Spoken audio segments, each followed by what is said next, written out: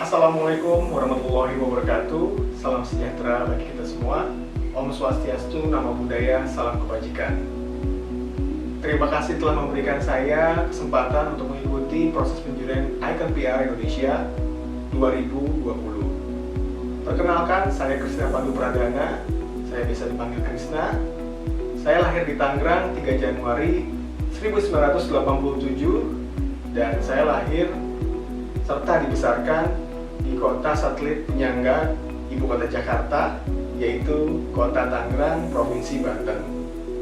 Hobi saya bermain basket dan membaca hingga kini, khususnya buku-buku pengembangan diri dan biografi sebagai bentuk pembelajaran untuk selalu mengintrospeksi diri dan juga melihat sudut pandang dari orang-orang yang berhasil di luar sana, tentunya di bidangnya masing-masing. Setelah menamatkan bangku sekolah menengah atas, Universitas Padjadjaran atau UNPAD menerima saya menjadi salah satu mahasiswanya, yakni di Fakultas Ilmu Komunikasi dan juga jurusan Ilmu Perpustakaan. Di luar sana, ataupun di luar dunia perkuliahan, saya juga aktif di radio komunitas kampus sebagai penyiar dan juga produser, dan di sanalah kemampuan public speaking komunitas saya makin terasa dan banyak mengenal dunia komunikasi dari sisi praktisi maupun teorinya. Belajar public speaking tidak hanya melulu soal berbicara di depan publik, namun merupakan seni yang dimiliki oleh individu dan butuh jam terbang yang sangat banyak dalam menerapkannya. Tapi saya menyadari betapa kekuatan public speaking ini tidak dapat dipisahkan dari kemampuan yang harus dimiliki oleh seorang public relation. Yang menarik dari public relation adalah kita harus meyakinkan publik bagaimana trust itu terus harus tetap dijaga dan dikelola dengan baik. Sebagaimana pepatah mengatakan, it takes years to build trust, second to break and forever to repair. Membangun serta menjaga sebuah trust menjadi sesuatu yang berharga bagi insan public relation. Reputasi tidak dibangun dalam semalam, tetapi proses yang panjang serta konsisten dalam pelaksanaannya. Hingga saat ini, saya memegang teguh prinsip trust dalam setiap penyelenggaraan amanah ataupun suatu pekerjaan yang saya lakukan. Saat ini, saya adalah perantau humas Sekretariat Jenderal Kementerian Keuangan dan menjadi seorang public relation kini sudah menjadi passion yang menjadi cita-cita saya dalam menapaki karir profesional saya di dunia komunikasi. Bakti bagi negeri bukan dicari, tapi dibuktikan dengan karya dan prestasi.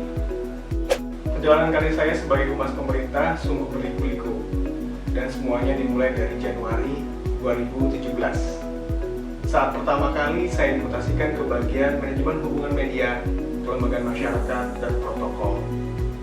Dan itu merupakan awal mula saya terjun ke dunia public relation profesional. Sebagai perantau humas Kementerian Keuangan Republik Indonesia, saya juga memiliki tugas utama sebagai liaison officer yang dimana menangani hubungan dengan media nasional maupun internasional yang tergabung ke dalam forum komunikasi wartawan ekonomi makro atau kita biasa singkat dengan forum Forcam. Selain itu, saya juga membuat siaran pers, briefing sheet untuk pimpinan, baik untuk media briefing, konferensi pers, ataupun kegiatan lainnya, serta teliti pendapat untuk wawancara media nasional internasional bagi pimpinan di Kementerian Keuangan, Menkyu, Wamenkyu, para pejabat eselon 1 yang membutuhkan teliti pendapat dari kami di Biro Komunikasi dan Informasi. Di samping itu, saya juga menjadi mitra kegiatan kehumasan ataupun pembuatan siaran pers bagi unit eselon 1 di Kementerian Keuangan.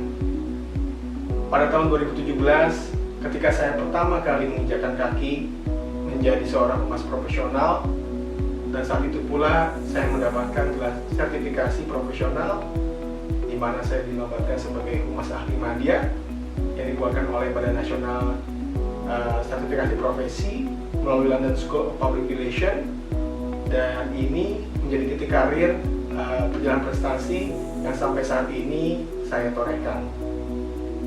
Sebagai ASN di tahun yang sama, yaitu tahun 2017, saya diberikan amanah paling spesial mungkin menurut karir saya untuk menjadi duta transformasi kelembagaan Kementerian Keuangan yang dikukuhkan keputusannya oleh Menteri Keuangan Republik Indonesia, dan setelah itu berturut-turut hingga kini 2020 saya menjadi agen perubahan atas komunikasi bagi perkembangan reformasi, birokrasi, dan transformasi kelembagaan di Kementerian Keuangan.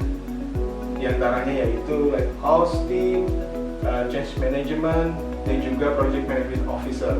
Saya tergabung di dalam satu komunitas di mana perubahan-perubahan yang terjadi di Kementerian Keuangan, khususnya di komunikasi, itu saya ikutkan mulai dari tahun 2017 hingga tahun 2020 ini.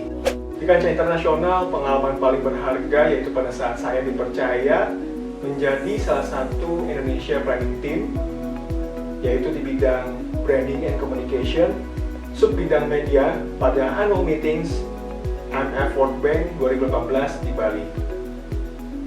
Persiapan 1 tahun lebih untuk menyiapkan event ini, yang mungkin 100 tahun kita tidak akan pernah tahu apakah Indonesia akan menjadi tuan rumah kembali bagi pertemuan 180 negara ini. Sejak tahun 2017 hingga kini, saya juga dipercaya oleh pimpinan untuk menjadi pengajar aktif di Pusdiklat Keuangan Umum, mata kuliah ataupun mata bahan ajar hubungan media. Dan selain menjalankan kegiatan di bidang komunikasi serta kehumasan, saya juga aktif menjadi MC, moderator, dan menulis di berbagai media ataupun website, diantaranya PR Indonesia, majalah media keuangan, lalu ada juga buku karya 111 penantang humas yang diterbitkan oleh IPRA Humas Indonesia. Selain kegiatan komunikasi dan juga kehumasan, sejak tahun 2016 saya juga aktif sebagai koordinator bidang komunikasi dan kerjasama dalam kegiatan Kementerian Keuangan Mengajar, sebuah gerakan kerelawanan non-APBN untuk mengajar secara serentak di sekolah dasar dari Aceh sampai Sorong. Di bidang tersebut, saya menangani pola komunikasi pusat maupun daerah, kantor-kantor vertikal yang ada di Kementerian Keuangan yang tersebar di 34 provinsi, 186 kota, dan juga melibatkan 10.000 ASN Kementerian Keuangan. Hingga pada tahun 2018, saya menjadi koordinator utama untuk kegiatan kerelawanan ini yang membawahi banyak bidang. Pada tahun tersebut, saya juga menginisiasi agar Menteri Keuangan, Wakil Menteri Keuangan, para pejabat eselon 1, serentak bersama relawan Kementerian Mengajar yang tersebar di seluruh tanah air untuk bisa terjun langsung ke sekolah guna mengenalkan literasi keuangan sedari dini kepada anak-anak sekolah dasar, dan juga tentunya peran kami, humas pemerintah, yang sangat penting di sini untuk memupuk kesadaran dalam mengenalkan APBN, manfaat pajak, dan peran Kementerian Keuangan dalam membangun negeri.